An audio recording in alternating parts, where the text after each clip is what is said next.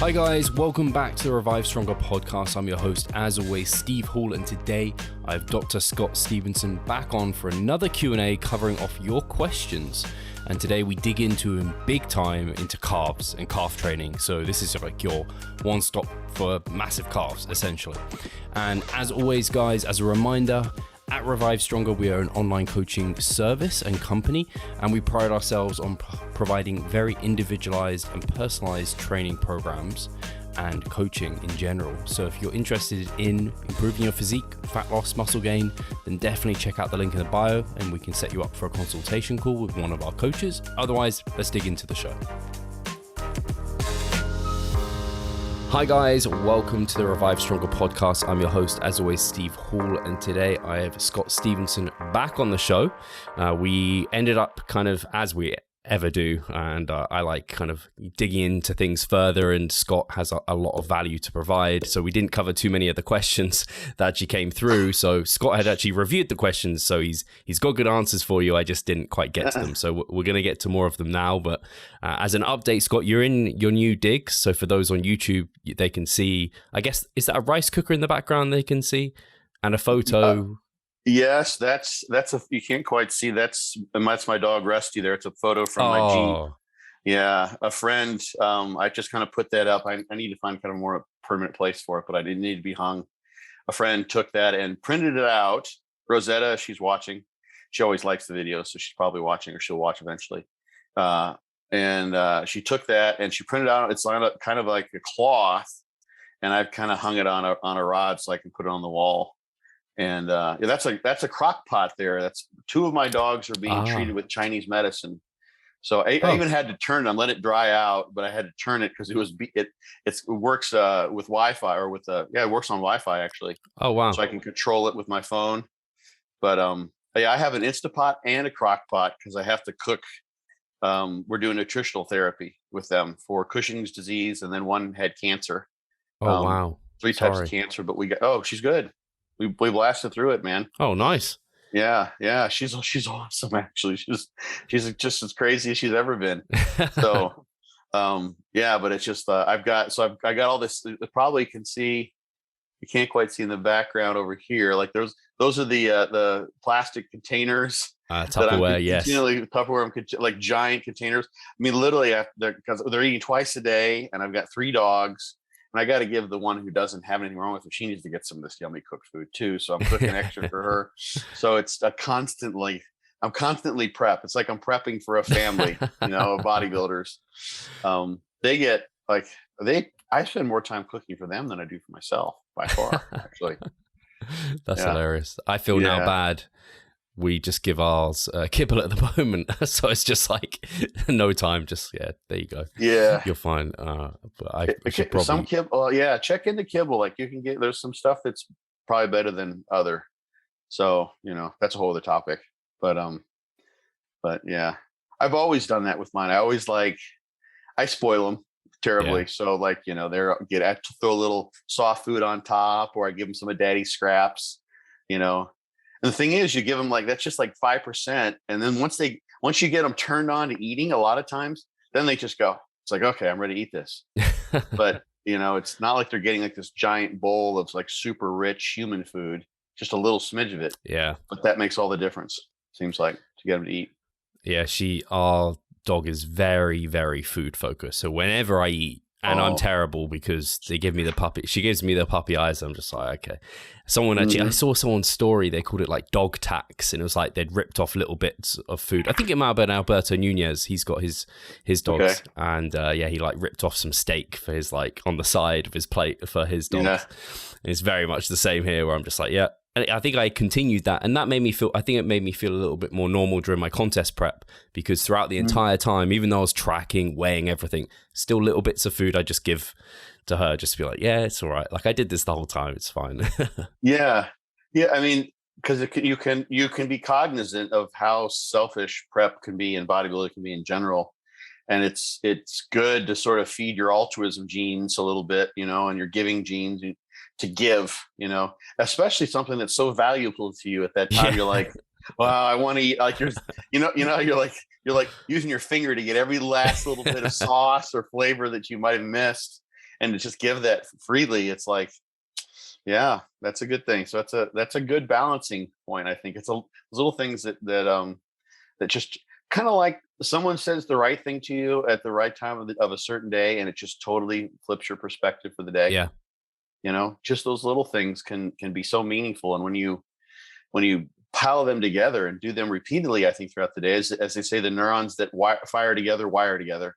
Yeah. And you continue to repeat, just sort of a perspective of gratitude, or a giving habit, like waiting just a couple extra seconds to hold the door open for somebody when you don't necessarily need to. That some people sort of say you can't truly be altruistic because what you're doing is serving those genes, the reciprocal altruism genes in your brain that wants you to do that because it's better for the tribe and for the species and your own self-propagation, to have other humans around with whom you could propagate, etc. But it's still it's part of being, I think, a good human. So it's a good thing to do that, especially when you're maybe not the best human, when you're prepping.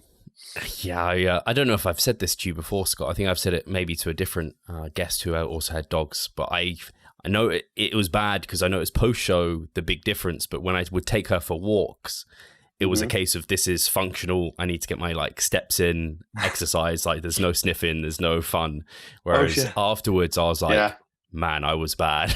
Not dragging her along, but it was just it wasn't a walk for her to enjoy. It was a walk for me to get my steps in, and she just happened to need to be there. Yeah, right. I felt bad about things that. to do, and you become a little more time focused.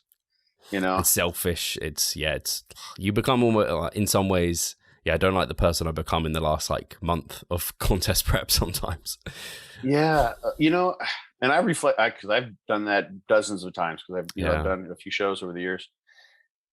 But it's that contrast of seeing that. The thing I've gotten used to saying more recently is there are no mistakes. There are only missed learning opportunities, and you could call those mistakes. Yeah. So you see through that contrast, it's like, wow, I was really being a butthead to my dog, and my dog's just just pure love and joy. Exactly. Wow, I mean, I need to be more. So then once you see that and it's right in your face, it's like, oh my gosh, I can apply this same thing outside of prep in other areas of my life. It becomes a very salient sort of characteristic that you're capable of in those situations when you're literally your Maslow's pyramid doesn't have a strong base. Yeah. That's the dichotomy of this whole thing, is that we're doing this unto ourselves. It's total luxury sport to, go and train and eat and cultivate our food and all the sort of things to change our body comp. But it also at the same time is something that would have happened, previous to modern cultures, when we're kind of starving, we're running out of fuel, we don't have our basics met. So that's the time when it would make sense for our brains to say, okay, I'm going to be hangry today. I need to get some food. I'm not fucking around. Come on, we're not just sniffing here. We're out hunting. We're out to get our needs met. So your brain it's switched. That's our 8 brains are turned on to say it's time to go. So it makes total sense to be that way. But nowadays, a lot of those 8 brain, functions are the things that get in the way of they may be the things that take us down as a species. We've always wanted to start wars with one another, and the us-theming, that sort of dominates our political scenes, and forgetting that we're really kind of all in this together. It's missing that pretty obvious thing. It's nice to get those clarifying moments, of maybe, that's shame has a good function. It's like, okay, I fucked up. I feel guilty. I feel shameful. Then what you do with it matters. At least my thought. Yeah. So no, I definitely agree. I completely agree. I won't take us too far off a tangent. I'll get to some of these questions because I'll sure get into tangents on the questions too. But so the first question was the first question today from Nathaniel Scott. He asked, the best protocol you've seen work to make big progress on calves, if that was number one priority over everything. Throw the kitchen sink at it, basically, in a progressive fashion. So people have two standouts in my mind. two kind of general ideas. I've seen Dante Trudell's DC training strategies. So that is just like a crazy form of, I mean, it's a very much of a high rep set. Literally, he was doing blood flow restriction training with the DC training style calves. That is sort of a standard approach that he takes. So do you know how DC calves are done typically? Or No, I may have heard it like on not specifically. So I think the audience probably appreciate you describing. Yeah. And me. I just made a post on Facebook that, someone was I'm thinking about doing DC training, but I'm not sure. And I'm like, man, DC training it's a missing gem that, is getting lost now because volume is the driver, hypertrophy type of things, and not to go off onto that tangent, but it's such a beautiful system that I think a lot of people could benefit from. They're just not aware of it so much anymore because Dante's not pushing it, and, and it's hard. But so the DC training calves are basically the way I was the official DC trainer for a while. He would send me people for 2 or 3 years. I was officially, the guy that he had handling DC training. And just to simplify the way his methodology, what I'd have people do is basically do 20-second reps, and it would be lift up as fast as you can, and then have a 5-second negative essentially, and then hold the next 12, 15 seconds until you start the next rep. So you're going to do 3 reps in a minute on 0, 20, 40, and 60 seconds. So up, 5, 4, 3, 2, 1.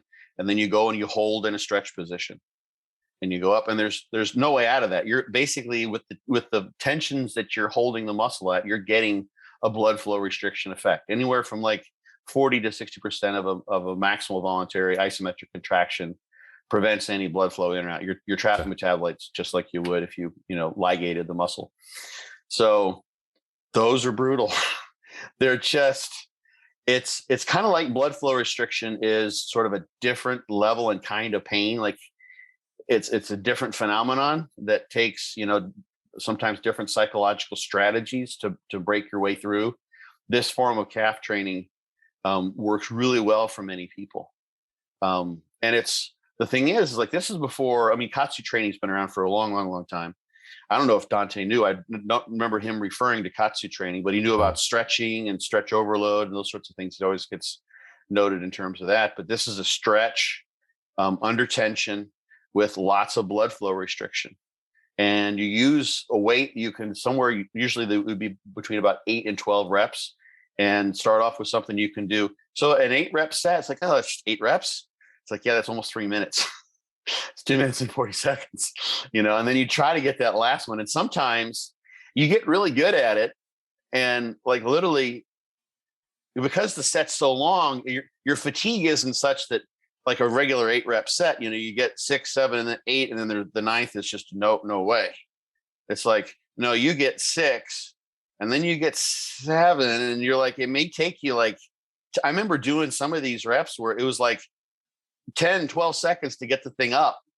And then you bring it back down, and then you're like holding for 2 or 3 seconds. And then, and maybe you might even grind one out because you've got many people have, especially the soleus is renowned for having lots of slow twitch, quote unquote, white type 1, mitochondrial rich, endurance oriented, fatigue resistant fibers. So you can grind on those, and psychological pain becomes the limitation there.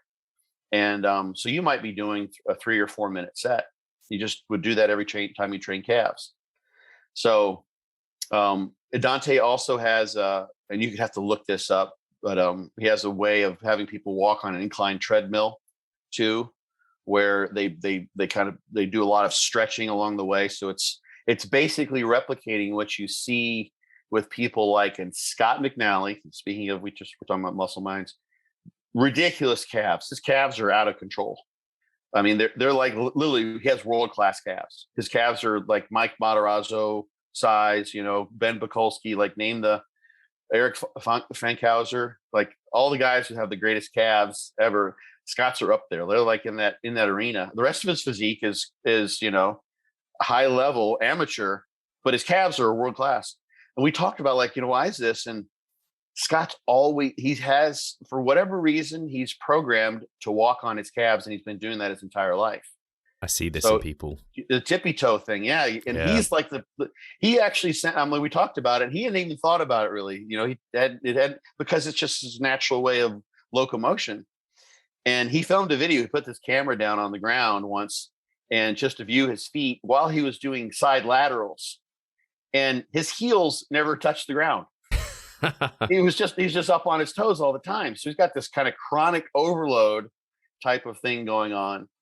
That is, and there's probably some interaction between that tensile load, the loading history that he's had over time, and the fact that it's happened, during his growth and development.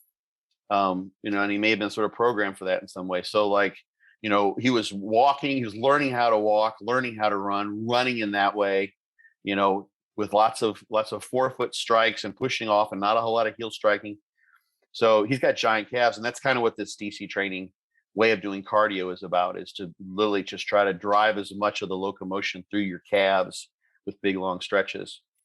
So that's one effective way. So that would, if someone had never done that and they come to me as a client, that's one thing I would throw at them. It's like, how you do your cardio? Are you sitting on the bike? Let's put you on an incline treadmill and start doing deep, like real slow, deep stretches on the calves, driving with your calf every time. But how a lot of people sometimes they want to, I think they're shooting for spot reduction when they do this, when they get up on the step mill, the gauntlet, and they drive with their hips and they kick their leg out. They're trying to get some extra glute activation. Well, you could do that sort of thing with calves, and if you get it and do it right, your calves they're pretty uncomfortable.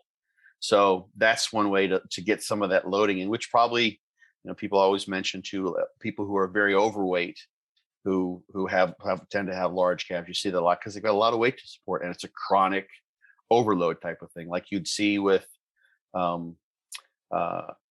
mechanics who are have one hand they use preference. They're always working a wrench, and they have a big forearm. So that's sort of one strategy. And the other one, and there's no rule against combining these. It's what John Meadows used to do. Was basically train calves every day until he started to feel like he was having foot pain, plantar fasciitis, until it was too much, and they just take a day off. And I think he would, work through the various rep ranges, heavy, light. What I always thought was calves are just pain. There's a lot of it's just pain, man. So if you know that you're not able to work through that pain, then that's a missing stimulus that you haven't been exposed to because you're stopping your reps short. If you're doing and this can work for some people, I think, because there's so much variability when it comes to, this is why this question is, continues to loom, and why it's so hard to build calves. Yeah. Some people just they'll throw in body weight, one-legged body weight stuff, and do that. But if that is just like a breeze, if you're mindlessly doing that, it's probably not a stimulus necessarily for you. If you haven't got big calves already from being someone like Scott, who just unconsciously and naturally does that. The other thing would be, and unfortunately now my calf lab has been destroyed because I've torn my calves. So my calves are kind of like, I wish, it'd be nice to have calves. That's one thing, but it'd also be nice to be able to have that as, it's like I don't have the test tube anymore to run those experiments. I can't do those. But I got good results from making my calves just ridiculously strong back when they hadn't been torn. So, leg press, I was doing some of the Dante stuff, and that didn't help so much until I got even stronger and went more to just traditional calf training. And I was using 10, 12 plates on a leg press. People go and they do seated calf raises with maybe 45, 90 pounds or, 20, 40 kilos, something like that. You see that often. People don't really go after it. And I was doing 5 plates or 4 plates on a side or 6, 7 plates high, really, really heavy. And that worked for me because for whatever reason, if you get to where you can be, imagine your calves were just, you're just so strong with your calves. Eventually there's going to have to be some transfer in terms of the form if the function has been pushed to where you're just ridiculously strong. This, strength and size are associated to some degree. So, you may not be Ronnie Coleman, but if you're someone who can bench press 500 pounds, not that bench press is a great way to do chest work, a great way to tear a pec, but if you incline 405 for, a solid 6 to 8 reps, you're going to have a big chest. It's got to come along. That may not be the best way to get there for many people, but for me, in terms of calves, I could do that safely until the calf tears that I had weren't during traditional sets where I like, oh shit, I pushed you hard. They were just weird things. I didn't even notice them except for like 2 of the 4 or 5 times that I had the tear. Didn't notice until the next, days later or weeks later. I'm like, I think something's missing down there. Whoops. When did I do that? So anyway, those are some things with calves. So you have to kind of be outside the box, obviously. But my progress was inside the box to some degree. Yeah. But those things work. John had great calves, ridiculous calves. Yeah. I mean, his legs were world class. And when he was at his best, like there was a picture of Tom Platt's and John's legs side by side. And they're like, okay, they look like they could be from the same person at different time points, Yeah. So yeah, he knew what he was doing, but his training was brutal. So yeah. Hey, Pascal here. I just quickly wanted to remind you of our online coaching service. At Revive Stronger, we put a huge emphasis on the personal aspect of our coaching. And if you want to take your physique and knowledge to the next level, hit the link in the description below. No, it's funny you mentioned first of all, the person who walks on their calves, someone I don't know if you've seen Jared Feather's calves. He's someone he has like crazy calves. I've spent time with him and you watch him walk and it's just like, are you doing that on purpose? Because that's just not how naturally like normal people walk, I swear. But I've even seen it with people like when I worked, I mean, this is years ago now, but when I worked an office job and someone who sat next to me was just like this skinny guy, massive calves, he would walk everywhere, he's on his toes. And I'm like, I remember you can try, I don't know if you've ever tried, Scott, but trying to walk like that, if you don't walk like that naturally, it's not maintainable. Like I just can't do it. But I did notice, it's funny with the kind of the obese people and they generally have larger calves. I think my calves grew because I wore a weighted vest during my contest prep. And I did like on average close to 20,000 steps a day. So I think just that constant bombardment. Yeah, I think they ended up growing. And I've not got amazing calves. So I kind of saw them change to reasonable calves in that period of time, which was pretty crazy. Yeah. Not a very practical way of doing it, but it worked alongside the goal of increasing energy expenditure. So, and I've looked for these. I couldn't find them. Maybe someone started making them again. Have you ever seen the shoes that have a giant, like accentuated forefoot? Yes. Yeah. Have you been able to find them? No. I haven't tried to find them, but I know what you mean. Yeah. The problem with those is that people end up getting Achilles tendonitis that ends up being too much, I think, over time. Or if you're not careful, you can fall and twist your ankle and, injure yourself, shoot yourself in your own foot, kind of, almost literally. But there was a guy who swore by a guy, just a total anecdote. There was a guy in high school who was a basketball player. He was kind of short, but he claimed that he had a great vertical leap, and he claimed that it helped with his jumping, and that doesn't really make sense. Like jumping really comes from the hips and the glutes and that sort of thing, but who knows?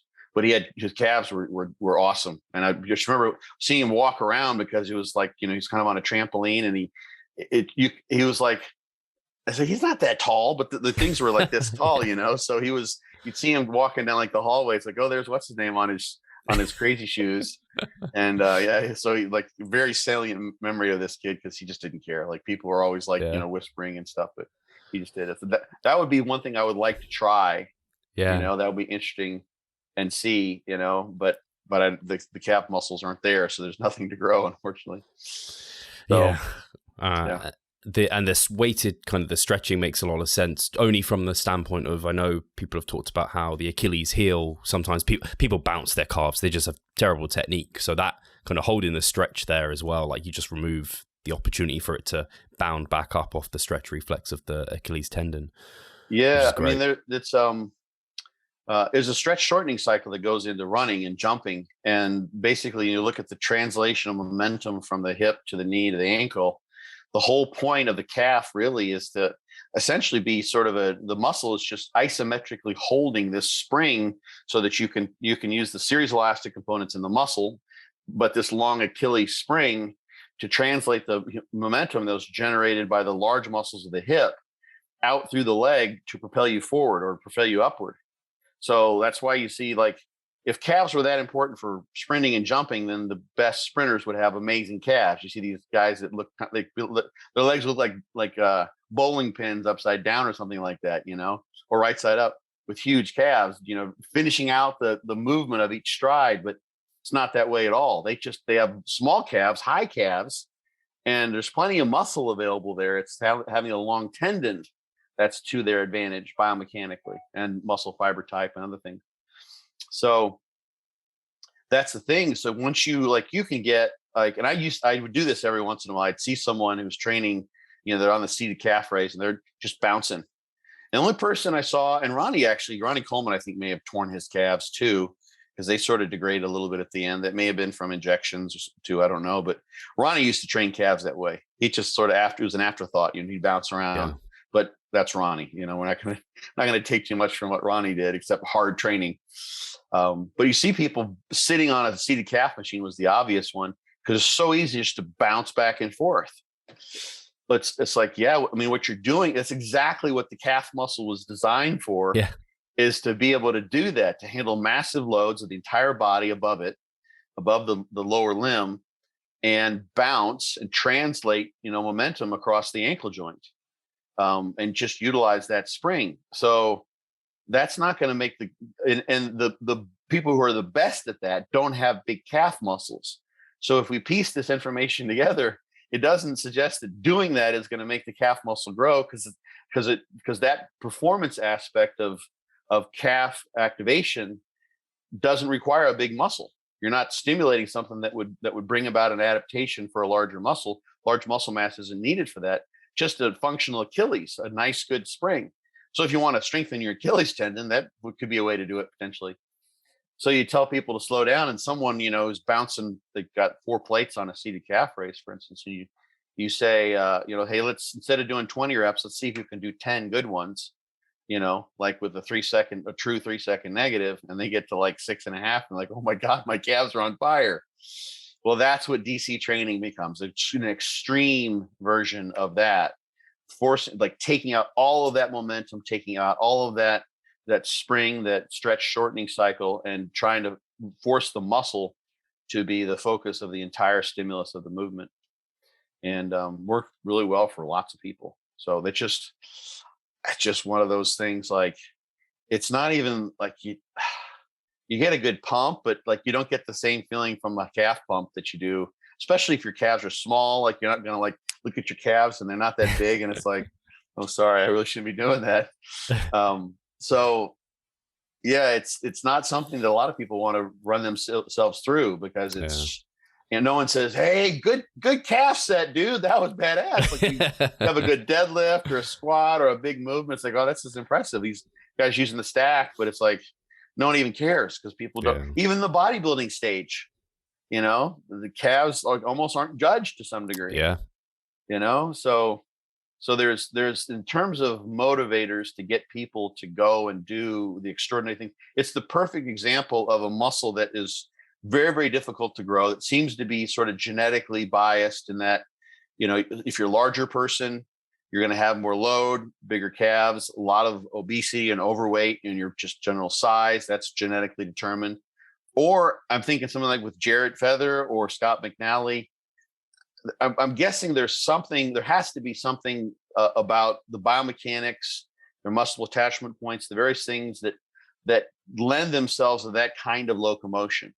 I mean, they didn't probably mimic that in some way. I'm guessing they saw it in someone else and like, oh, that's how Dad walks, so that's how I should walk, or that's how a proud person walks, so I should walk that way. Something genetic was involved with taking that on, and they may have also had the genetics to allow for that, but their biomechanics basically threw them into that loading history throughout their lifetime. So you've got this muscle that's genetically determined in terms of growth, all these sort of outside parameters.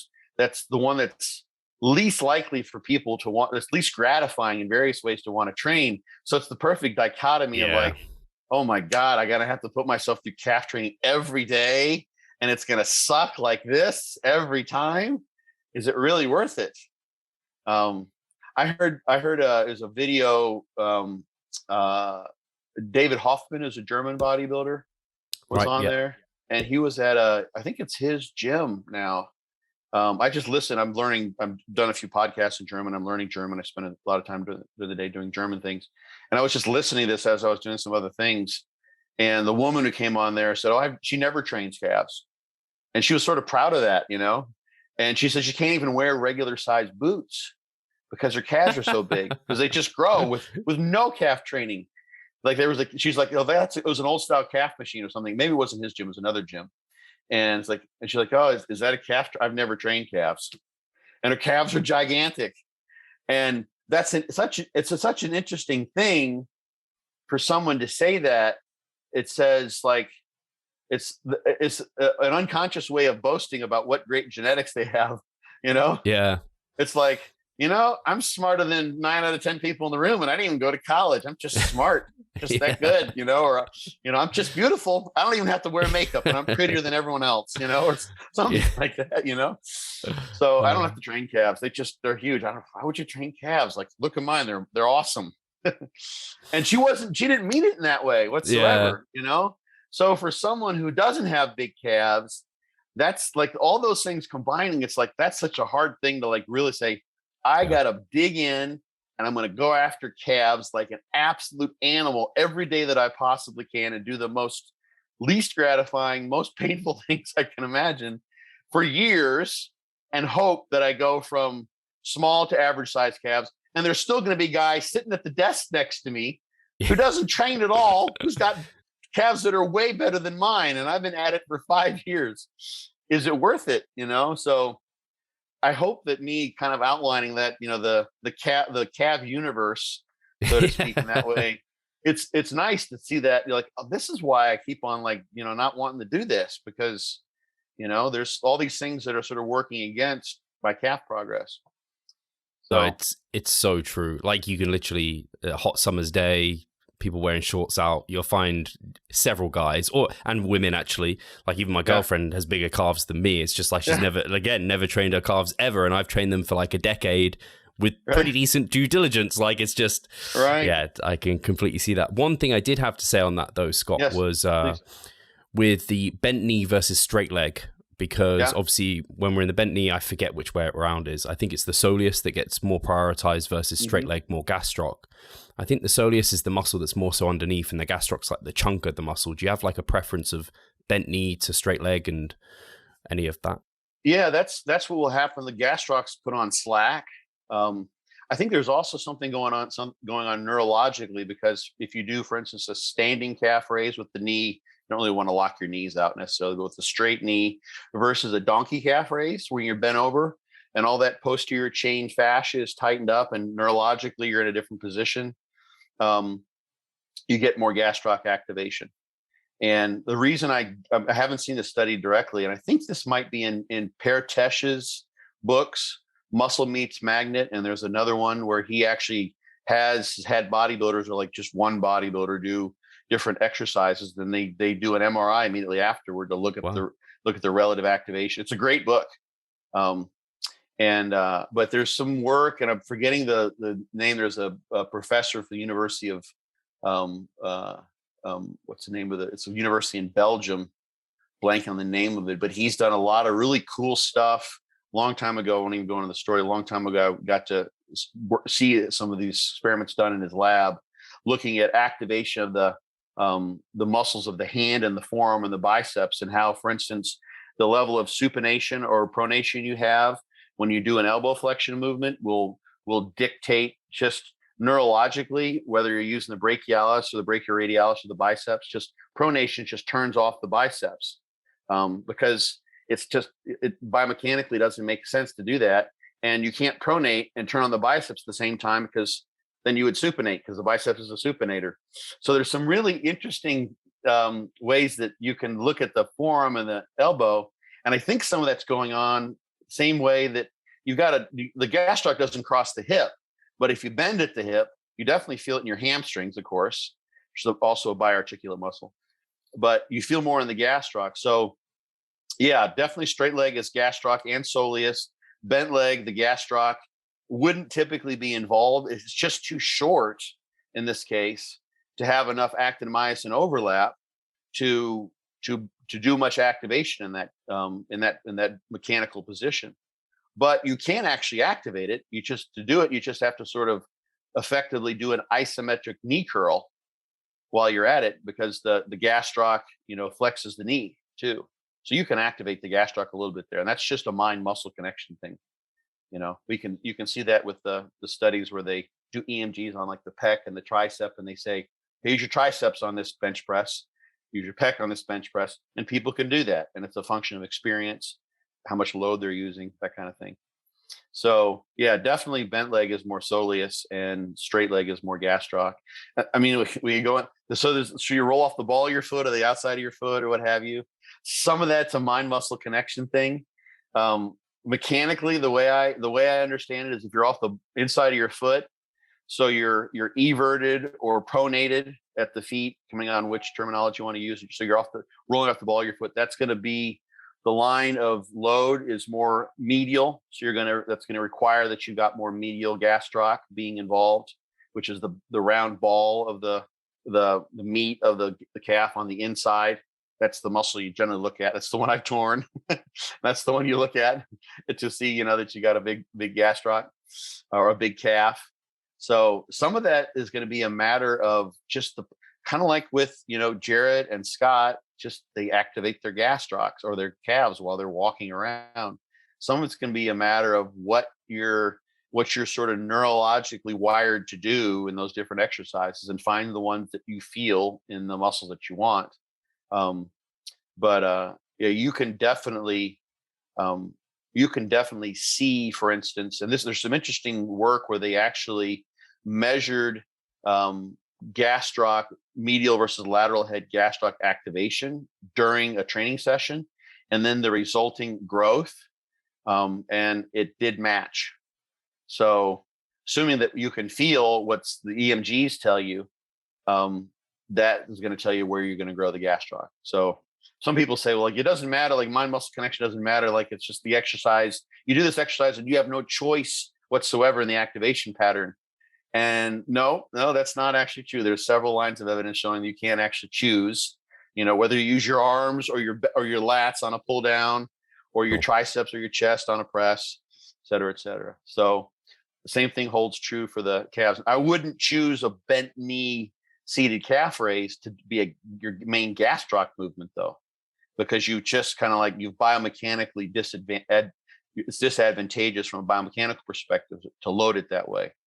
But you can turn it on. Like you can literally, for someone who's like trying to like tease out, I've done this too with clients in the gym or like at a camp, have them sit on the seated calf raise and say, okay, I want you to press, just do it the way you do it. You can put your hand down there. You feel your gastroc, it's not doing anything. Now try to pull your heel back. Don't come off the pad and drop the weight on yourself. No, now try to pull your heel back. You activate the gastroc, and now you feel the gastroc. Keep it active and now do some reps. And now you know how to turn on your gastroc on and off during exercises, and you can make that the focus so that when you do a standing calf raise, if you're not worried about the soleus, you're worried about the gastroc, you use the mind muscle connection, put your mind's eye on the gastroc during that exercise. So, hi guys, Steve here. Just wanted to take a moment of your time to remind you of our online coaching service. At Revive Stronger, we pride ourselves on providing personalized service that will take your physique and knowledge to the next level. If you're interested, check the description and sign up. I really like that. Yeah, that's taken my question. I was thinking basically because the gastroc, like you said, is the main chunk of the muscle, and that shows basically that's the visual element, maybe a little bit more than the soleus. I tend to program more of the straight leg variants versus bent knee. I almost don't do too much bent knee variants for that reason. But the mind muscle connection element was a great also additional side, because I know even for me, for the longest time, I've had one of my calves is bigger than the other, and I couldn't contract. Like I could sit here and I can contract both, whereas in the past I could only contract one.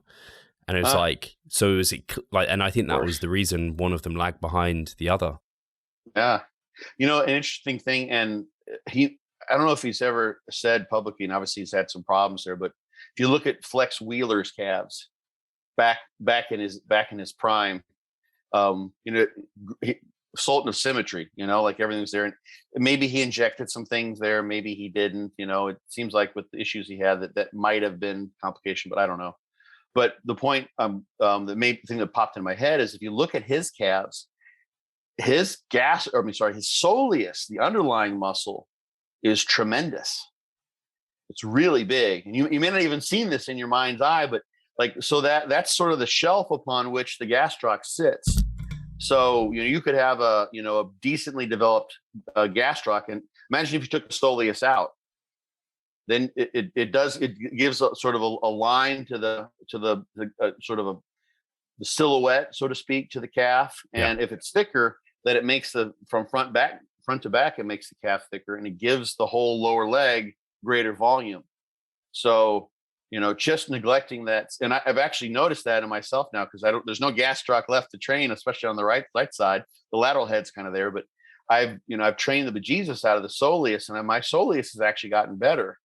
And like from some angles where you wouldn't be able to tell if the media gastroc is missing, it looks okay because I've got a really good soleus, and it's from the front, it's widened the calf, you know, up top, because you can see that muscle from the front side.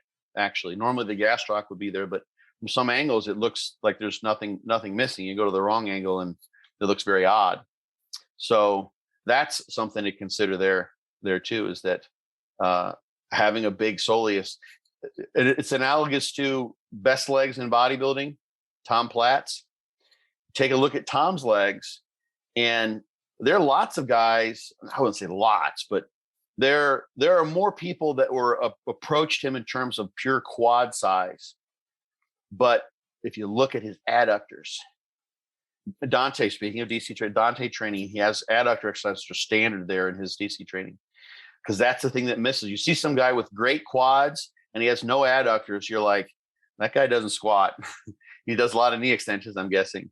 But those huge adductors, if you look at it, there's a classic like black and white picture. It's just of his legs. You probably know the one that probably pops in your head when I say Tom Platz legs. And if you look at that, and literally, I mean, his adductors are, they're touching just like 2 inches above his knee. There's so much meat there. And it's like almost half of his thigh volume from the front is adductor mass. And that's what gives, because he's so complete. There's nothing that's not maximally developed. That's what it's just like. It's like a Belgian blue, a doubly muscled cattle. You're like, there's muscle on top of muscle. Like everything is just totally overblown. That's how his legs look. So for someone who's just whatever reason, maybe their calves, their gastroc, just not a lot of fibers. If you don't have many fibers, you're not going to have an overall big muscle necessarily.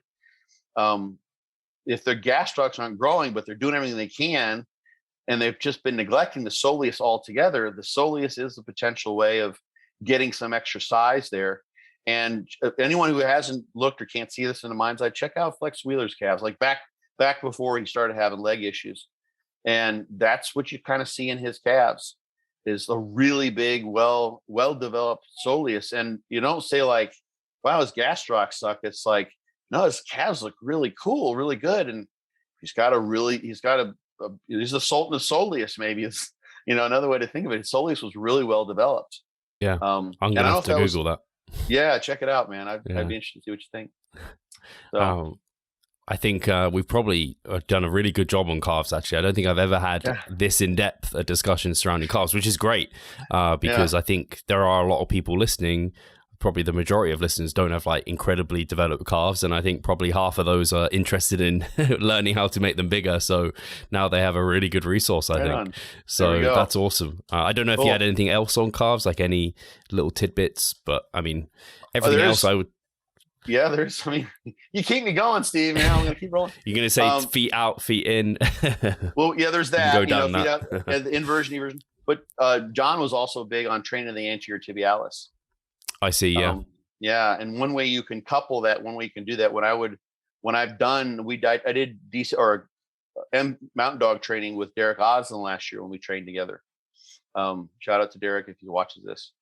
And so we would we forget every once in a while, but the one way to do that is, so you do, let's see if I can show this here. So this is my foot is now my hand is now my foot. You do your calves like this. And then if you've got the machine, either it could be a leg press or just a calf block, you may have to change the weight and you go here and you do anterior tib that way. Does that make sense when I'm showing you? So you just step to the other side and you got to be careful that you don't slip, because then then you could screw yourself up pretty bad. But with the right machine, if you're doing calves on like a leg press, like some of the smaller selectorized machines, you'd have your feet on the bottom and then you just take your feet to the top. And now you let your toes point over the top of the platform, of the foot platform, and go back and forth. And you can couple up plantar flexors with dorsiflexors that way. And that's another thing. Dave Henry's someone you'll see. Dave's a drummer, and so he was always working the foot pedals, and he would drum a lot of times. And I think he has probably some residual. When Dave touches a muscle, it grows and it just stays that way. that's just Dave, But he had really big anterior tibs. You could see that, like right along the shin bone, and that is just has a nice impression. It's one of those things, like everything's developed. Yeah. And John felt that, kind of like a lot of people who train biceps and triceps together, they feel that that's a better way to grow. One of the things that he I don't know if I put this together or he just sort of thought this, and then maybe we had a lot of conversations on these sorts of things, but calf blood flow is not great, actually. The sural artery is pretty small. That's the artery that leads down there. So you don't have good blood flow back. And his thought was that you could get kind of a blood flow restriction type of effect if you literally place so much demand on the lower limb, the leg, technically below the knees. Sometimes it's referred to anatomically as just the leg. If you got both the anterior and the posterior compartment both having a pump at the same time. So now you're basically going to have this double pump going on. You've got this, like, almost this not a coagulation. You've got so much blood down there that now you're going to have less blood flow. You can't bring away the metabolites. Then you get the blood flow restriction effect, which means you can train with lighter loads than you would normally, typically, and still get a growth effect, because you switch the activation pattern to using the higher threshold motor units, the type 2 threshold motor units earlier, because you've got fatigue there. So basically you train those two things in conjunction. The one advantage is you're getting the anterior tib involved. So you're training that, which a lot of people don't, it's sort of missing. And then two, if you've got so much blood that's trapped down in the lower leg, you can actually create more fatigue and make your sets harder. And if something about, like with Dante and the blood flow restriction that comes with DC training style calves, and a lot of guys doing high volume calves, and if there's something to say for like really fatiguing the bejesus out of the calves, this is another way to up the ante in that aspect and drive more calf growth. So that's another thing that John would talk about, toss that in too. So for someone who's listening who doesn't know, like, now we've got walk on the treadmill, DC training calves, training the anterior tib, training every other day or every day that you possibly can. All the rep ranges, get massively strong on calves if you haven't done that, and be ready to handle some pain and recognize that no one's going to give you kudos for being a hardcore calf trainer. You're going to just have to hang in there for years. All those things combined, maybe there'll be one or two people who let us know a year from now that they turn their calves around. At least Nathaniel, he said his number one priority over everything. So now he's got the kind of recipe for that, I think. Yeah, he does, man. He's so we better have big calves. Yeah, check back with us, Nathaniel. We'd love to hear, man.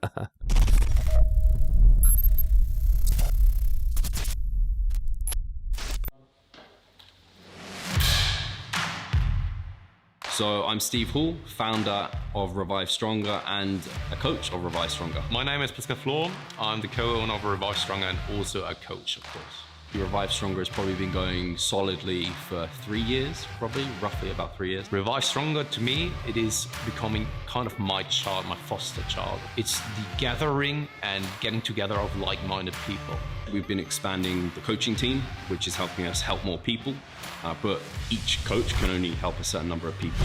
Right now, it's all over the place. We have YouTube, we have Facebook, we have Instagram, but there isn't that community aspect behind that. And so the next step for us is developing a membership site. So basically, we want to create a family and a community that is then benefiting from another.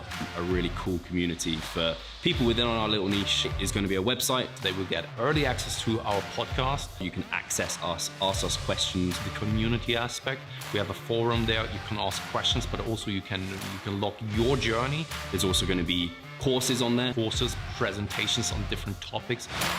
Discount of past seminar footage. We will log our journey as well. We'll start vlogging. We're going to have documentaries. Our entire athletic journey. Furthermore, they get access to an exercise video library. The exercises that we love for hypertrophy and maximizing hypertrophy, we're going to go through those in depth, telling you how to execute them. We kept them concise and also mobile friendly so that you can watch them in between your sets. I'm super excited to grow this community. The amount of value that we're going to be delivering is huge. And I'd love you to be part of it. You will get so much out of that. I'll see you inside.